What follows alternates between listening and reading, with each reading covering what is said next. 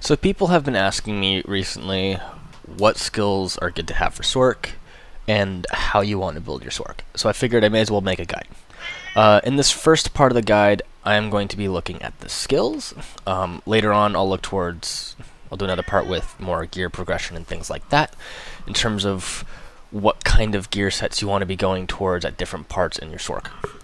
Also, you may hear my cat in the background meowing. I apologize for that. She does that, you can't get her shut up. Anyways, so onto the skills. So let's just start at the top.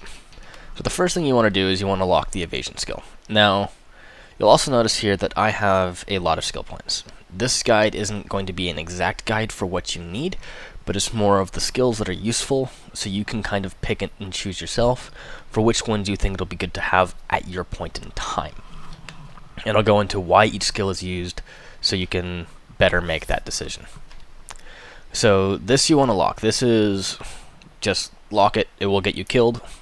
This is your roll. You never want to roll. That's bad. Moving down.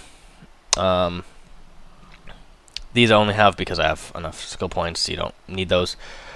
Darkness Released. Now, Darkness Released used to be very useful for getting distance. So that's your back F. And if you couple that with Darkness Rebound, you can actually get a lot of distance with this.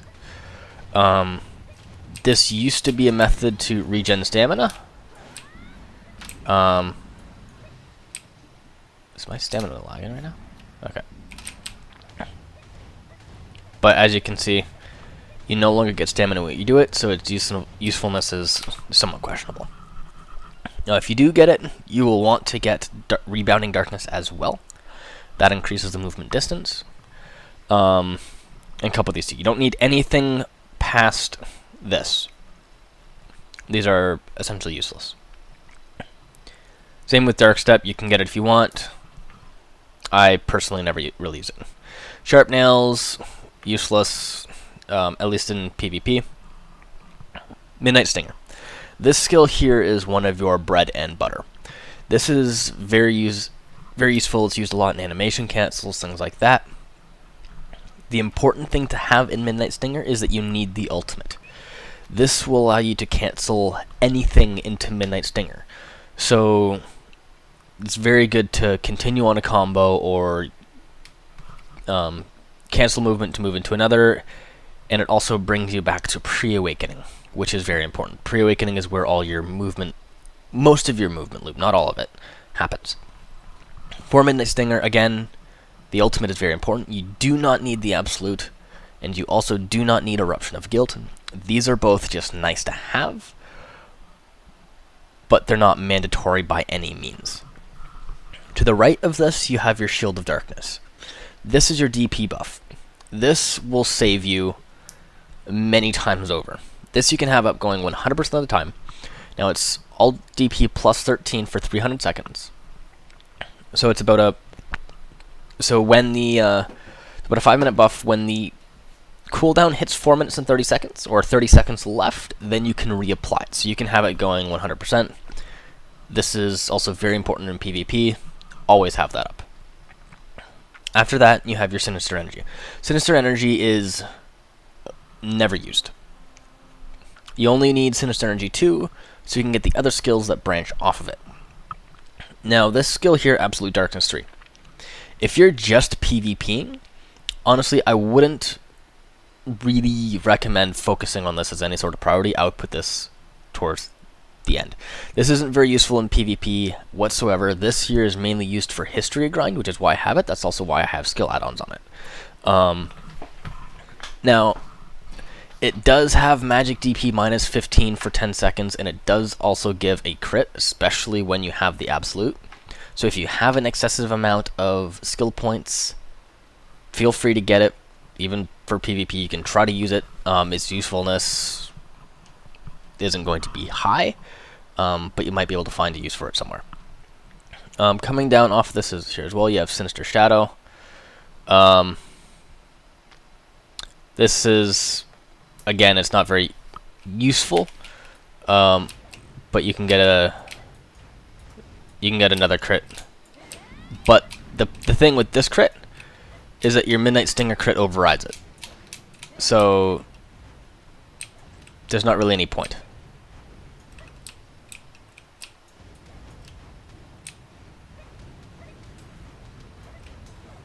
Right. So that's 30% crit, whereas Midnight Stinger is 40. So don't worry about it. It's essentially useless as well. Over here you have Bloody Contract. Bloody Contract is a nice skill to have for regaining health. In terms of PvP, it's not very useful because you'll never have actual time to heal up in real-time PvP. There are some situations where if you're away from the fight, you'll have time to do it. It's very mana heavy though, so make sure you have a lot of mana pots if you want to use this. It can be good for grinding and in between fights and things like that though, so if you have the skill point, I do recommend getting the skill. It is very useful, just not directly in the middle of PvP. After this you have Russian Crow. Russian Crow you do want to have. Now you do not need the Absolute, and I don't believe... Yeah, you don't need to either. This is mainly used for your movement loop. If you have the extra skill points, put it in. It is nice to have the extra because you do get an extra -5 magic DP buff from the base, from the original 10, and it does also give you more damage, of course, so it's also nice to have. To the right you have Bloody Calamity. This one here you don't need the Absolute. If you can get the Absolute, great, it's awesome, but again, you need the base. So this here will save your butt a lot. So if you dodge into space, it's pretty fast. It does have a decently long cooldown on it, but that gives a bunch of health back, especially if you hit many mobs at once. This can be used during grinding. If you're grinding high-level mobs and you're low on health, you can kind of teleport to the side or in the middle if you're feeling that you're not going to get knocked down doing that, and get as much health back as possible before moving on. It's mainly the health. You do also get crit from it, and it adds on bleed damage and stuff like that, so it's not terrible, but the damage of the skill is not what you're concerned about. It's mainly the HP that you get back from using it. After that, Shards of Darkness. Shards of Darkness is going to be another one of your bread and butter skills. That will determine everything. The entire playstyle of Sorc revolves around these shards. So everything you do. So you see that I have 30 shards above my head. I put it here because I find it easy to keep track of. So if you're charging Grim Reaper, I forgot I have my rage. If you're charging Grim Reaper's Judgment, it uses that. If you're doing a double violation, it uses it.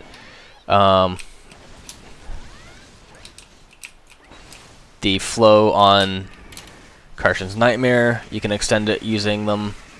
This isn't going to be super useful in PvP just because you barely ever have the time to actually sit there and do that. Sometimes in large scale, if you can get off to the side, you can pull it off, but not very common. The other thing is, if you run into stamina dodging, let me just get my stamina down. You have a skill that you can see it's slower, but you can still dodge at least, and it takes 10 shards per dodge, so that can also save you sometimes. Again, though, it is significantly slower for that, but it's useful. Besides that, you also have your top, which uses some, and then they explode. That's a knockdown, so that can also be very useful. And in terms of pulling mobs, it can be very useful for getting aggro and things like that. So shards, you want to max this out as soon as possible, along with Midnight Stinger. Spirit Absorption. This isn't as urgent as the shards. You do want to get this while you can, because this helps you regenerate your shards faster, and like I said, everything kind of revolves around the Shards of Darkness in terms of what you're doing. You want to keep as many shards as possible at all times. One thing I forgot to say is you also have your AP buff, which says here it is 20 AP for 20 seconds. And it says upon using 3 shards, but when it's saying each shard, it's talking about these little things that float around you. So you notice how there's 3 of them. Each one takes 10 actual fragments to make. So 10 fragments of darkness equals 3 shards. So keep that in mind. So you need 30 to have your 20 AP buff. After that, Dark Trade. This is another very important skill, and you'll want to max it out as well. It's not super urgent, but do try to max it out somewhat quickly. This one here,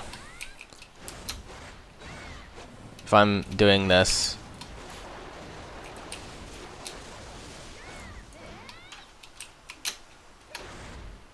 okay, so I'm at 5 shards. If I do Dark Trade, I'm back at 30. It takes a little bit of HP. It's only, I think it said 10%, which is about the same amount as a pot can heal. So just pot immediately afterwards and you're fine. But that will put you back at 30 fragments, which is super useful. After that, Claws of Darkness. So Claws of Darkness is not useful in itself, at least not in PvP once you have hit the higher levels. For lower levels, when you're still pre-awakening and you're under level 50, Claws of Darkness is going to be one of your main damage dealers. But the important thing is Dark Flame. Now, this Dark Flame is important for a few reasons. So, first off, it's used as part of your movement loop.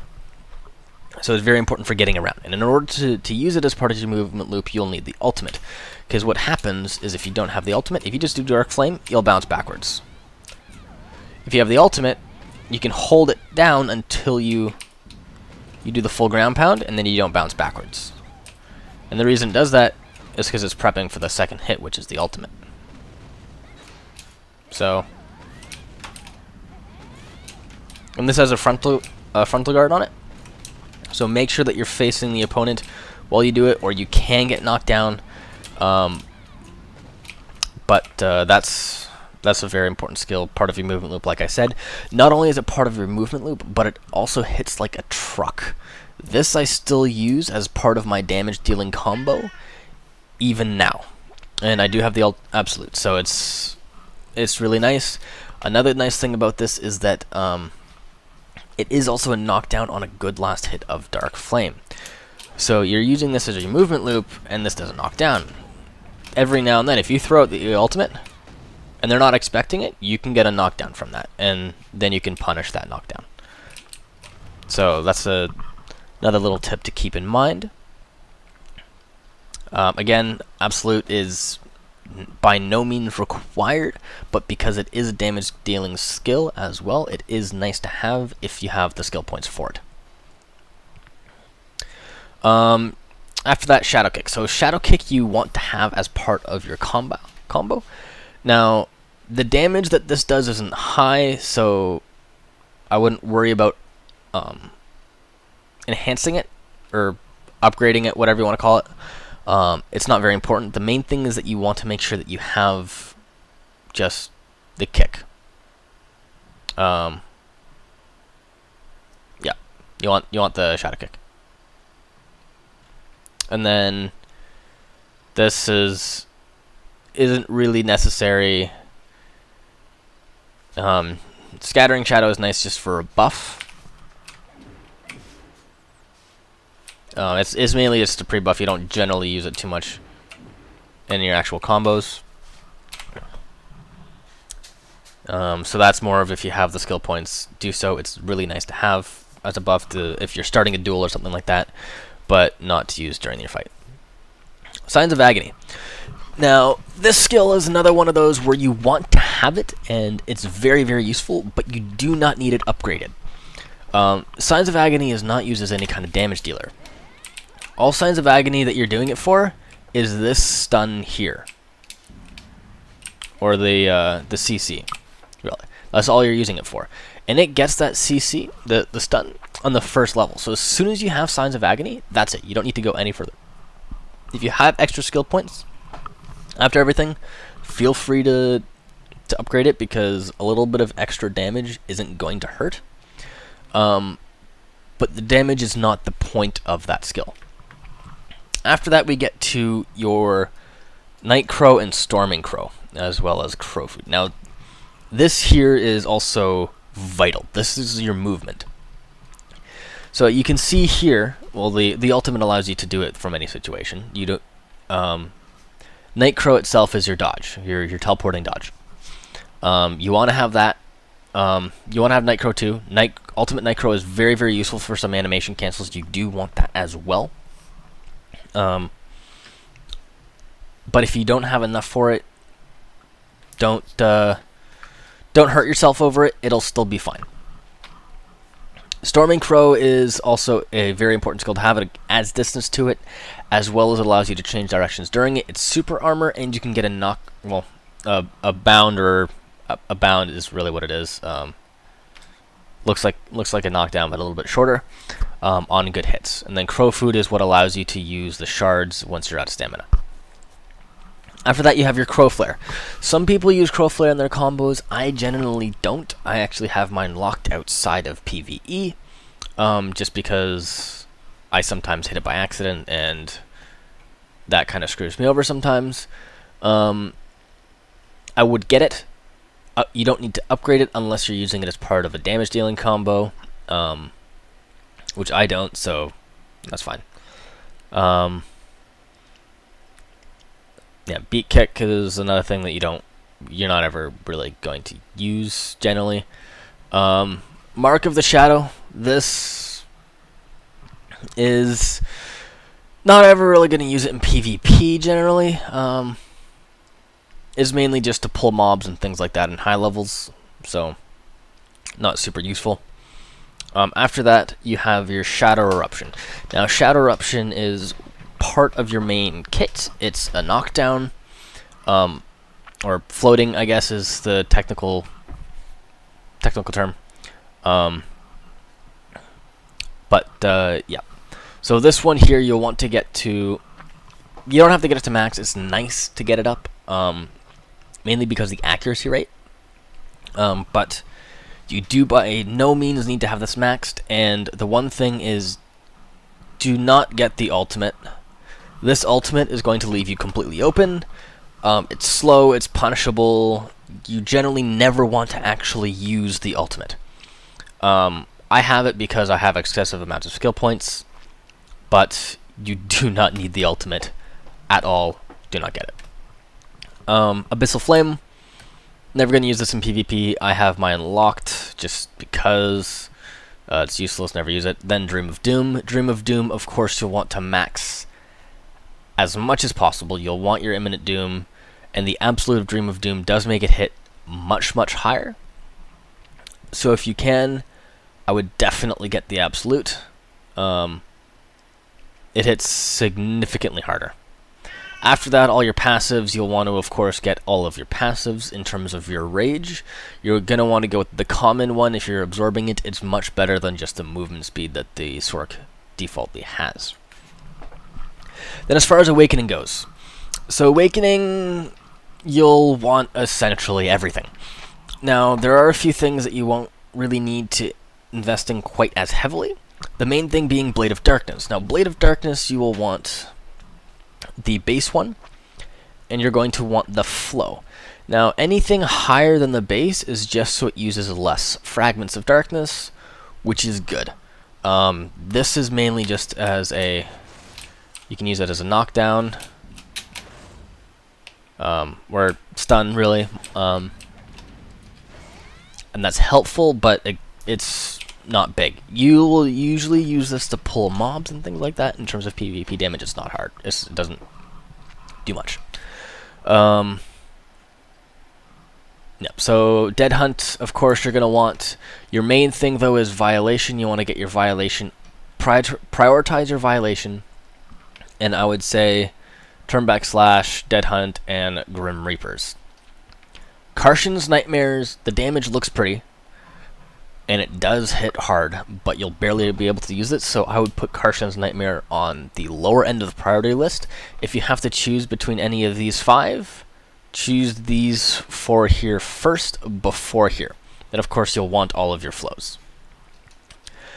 So that's it for skills in terms of what you want to go for. I almost forgot the raw bombs real quick. Sorry. So the raw bombs that I use is Shadow Ignition, which is Bloody Calamity and Shadow Eruption. That's the one that you're going to want to go with. Crow Nightmare doesn't hit nearly as hard. It's not really good in a combo. I don't know any Sorcs that use it. If there are any, then feel free to let me know. That'd be really cool to see any kind of combos that can utilize this and still hit as hard as the ones that use this. My second Raw Bomb skill is Engulfing Shadow. Now this one here is not quite as set in stone. So I do know some people that do use Abyssal Blow for the long range knockdown. Most, however, do use Engulfing Shadow. It just hits a little bit harder. Okay. It's super armor, which is nice, whereas, well, I guess this one's forward guard, and this one has a knockdown, but you're not going to hit it, or that's only on PvE, so it's in PvP it's useless now. Actually, I didn't realize they took away the knockdown in PvP on this. So if this doesn't have the knockdown in PvP anymore, I would just use this. It's going to hit harder, and you can also use it as a gap closer. So that's it for the skill guide. Went a little bit longer than I was expecting. Thanks for watching, though, and let me know what you think.